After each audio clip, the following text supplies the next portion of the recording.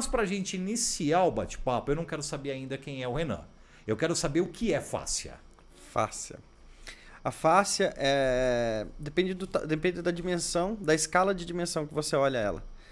Porque se você olha ela no nível universal, você entende que você está no mundo factral. Que tudo se conecta, tudo se deriva de uma energia inteligente, né? Então o mundo partiu de uma energia inteligente. Os sábios da criação do mundo dizem isso. E essa energia, para se materializar, ela precisou se organizar em geometrias platônicas, dando origem aos 5 elementos, por exemplo, que são o elemento terra, fogo, ar, água e o éter. Mas na verdade, o éter é o elemento. Sem ele, nenhum outro elemento existiria. E aí a gente começa a olhar ela então no corpo humano. Você olha você no corpo humano, você é uma fáscia. Deixa eu abrir aqui. Os dois aqui. É. Coloquei os dois do lado. Estamos no plano aberto, olhando para ele com uma cara de interrogação. Continua, doutor. Não deixa a gente de ar. Então você olha no macro, você é fáscia. E aí você começa a olhar em todas as escalas. E aí você olha em volta do seu músculo, por exemplo, em volta das suas vísceras, do seu órgão, você tem a fáscia.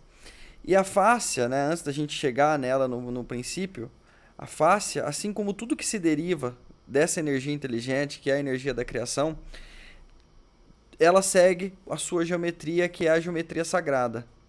E essa geometria, ela é factral, como se fosse um quadradinho dentro de um quadradinho, dentro de um quadradinho, dentro de um quadradinho.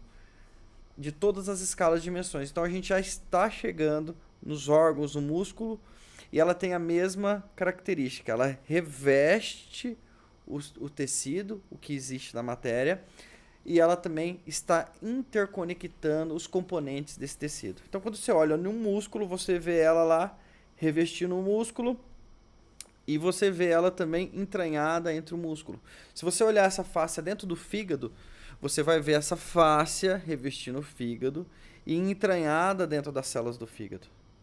E aí você vai olhar um pouquinho numa escala menor, você vai olhar na célula. E a célula ela tem uma característica que é uma membrana também que reveste, citoplasmática, e você tem o citoesqueleto que dá forma e sustentação às células. E aí você pode olhar em outra escala de dimensão, você vai ver os núcleos. O núcleo é feito de DNA, de nucleotídeos. E você olha o DNA, na verdade ele é pontes de hidrogênio, de átomos de moléculas que formam o seu DNA. E você olha ainda em outra escala de energia menor que o DNA, você olha uma coisa subatômica, você vê energia. E é isso que as pessoas têm que entender, que nós somos energia. Nós somos ondas vibratórias que se interagem de forma inteligente. Então, o nosso corpo, a gente olha nosso corpo, a gente olha no espelho e vê uma pessoa. E essa imagem é errada. Você olha no espelho e você vê que você é mais de 50 trilhões de células. E as células, ela tem a mesma função que tem seu corpo.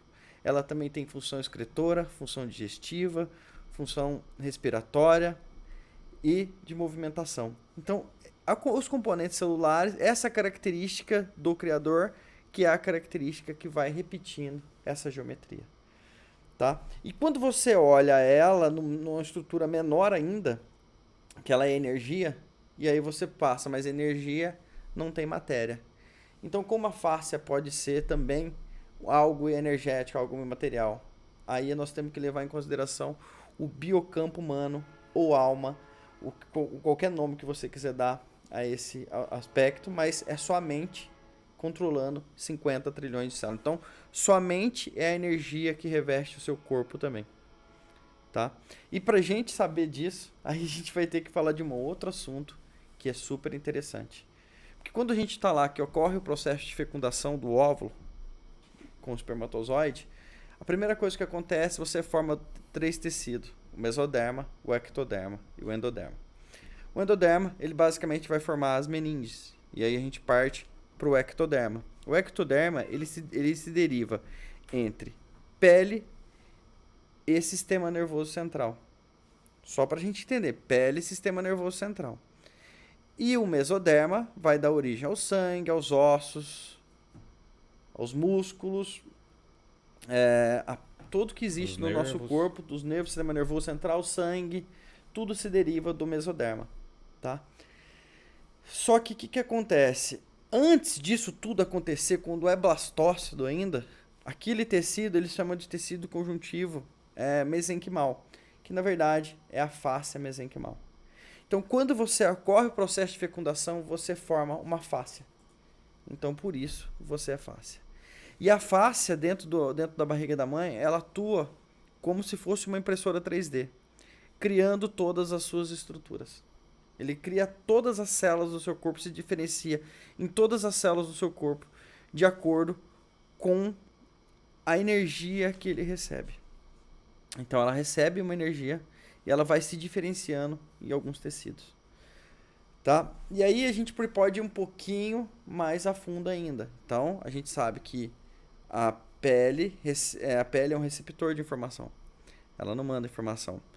E o sistema nervoso central. E aí você tem todos os músculos, os vísceras, sangue, tudo sendo controlado pelo sistema nervoso central. Hoje em dia, que a medicina conhece, é o sistema nervoso central e a pele. Que o sistema nervoso, na verdade, a medicina acredita que o sistema nervoso central emana informações para a pele e emana informações para as derivações do tecido mesenquimal. Mas, na verdade, o que mais acontece, a medicina mais atualizada hoje, ela fala que a pele é receptor de informação. Então, a sua mente não está no seu cérebro. Assim como a memória já foi comprovada que a memória não está no seu cérebro, a memória está na sua fáscia, dentro do seu corpo, distribuída no seu corpo todo. E a fáscia ela tem outra característica do Criador, que é uma característica de onipresença. Ela está em qualquer lugar do seu corpo. Se você pegar uma agulha e fincar profundamente, você está rolando em fáscia. A ponta da agulha rela na fáscia. Se você pegar uma escala menor ainda, vai relar na fáscia. A fáscia tem uma característica de onipresença também. Bom, aí a gente entra numa vibe espiritual. Não, biológica, totalmente científica. Né? Totalmente científica, ainda biológica.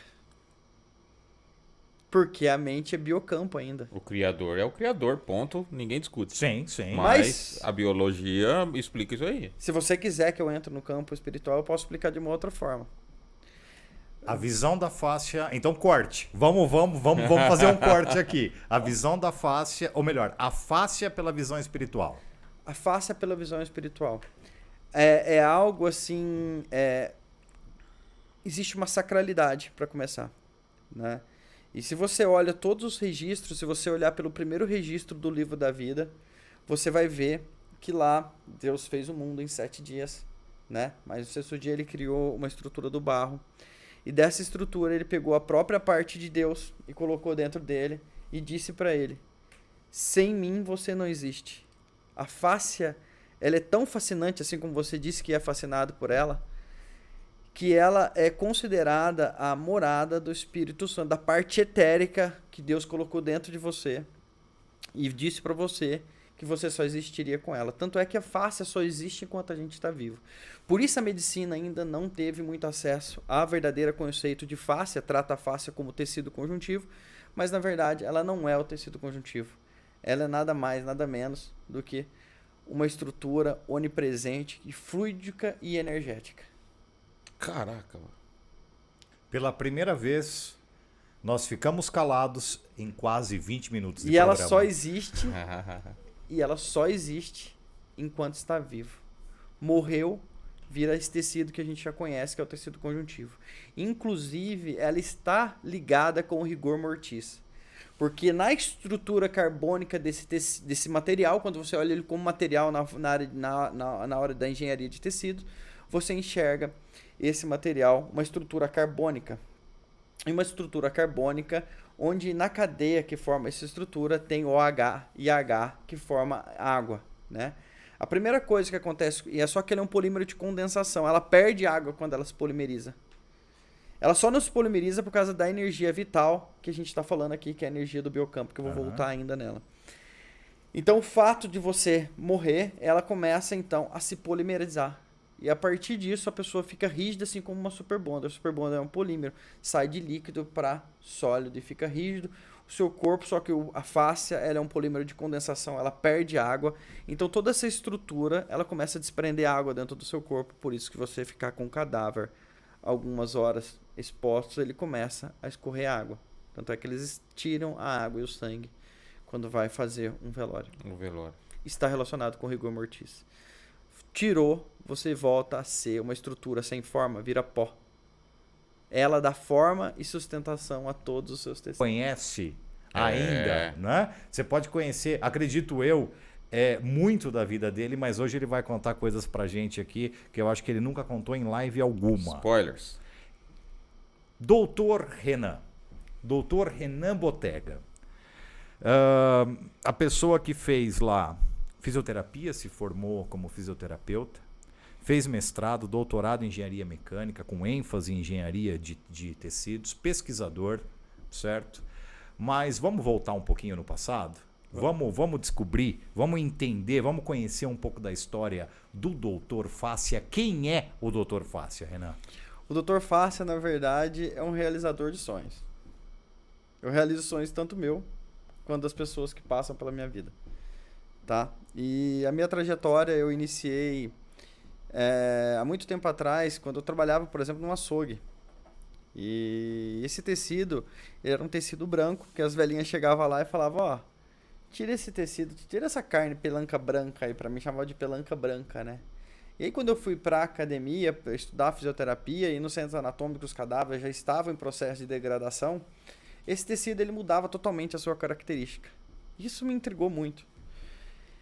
E aí fui estudando, né? Cheguei ao meu doutorado e no doutorado era uma prótese biocompatível onde eu precisava que um tecido de base de colágeno crescesse dentro dessa estrutura, ora denominado como endósteo hoje da literatura e medicina. Esse tecido ele precisaria então interagir com o material da prótese para que acontecesse uma fixação biológica.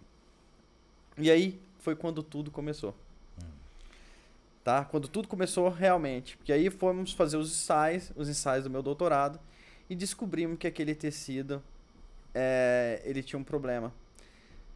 Ele só existia enquanto estava vivo. Então toda vez que você sacrificasse o rato, o coelho para analisar ele, ele começava a mudar a sua característica mais uma vez. E isso tirava totalmente a veracidade dos resultados de uma biocompatibilidade de prótese, né, que era o meu objetivo, desenvolver uma prótese biocompatível. E com isso, eu fui e descobri que esse tecido, então, ele era a tal bendita fáscia. Não era simplesmente uma pelanca branca. Nem a pelanca branca. Na verdade, a pelanca branca hoje...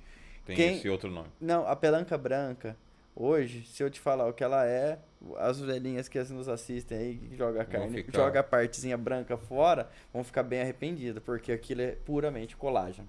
Nossa, aí depois compra em cápsula. Aí depois você compra em cápsula que não funciona, entendeu? A minha mãe é uma profunda consumidora Senhora. do colágeno Em cápsula.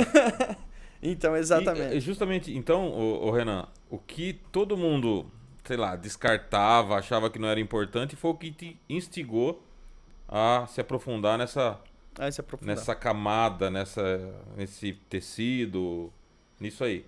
Sim. E aí, meus insights foram sempre voltados a tentar descobrir qual é a funcionalidade real desse tecido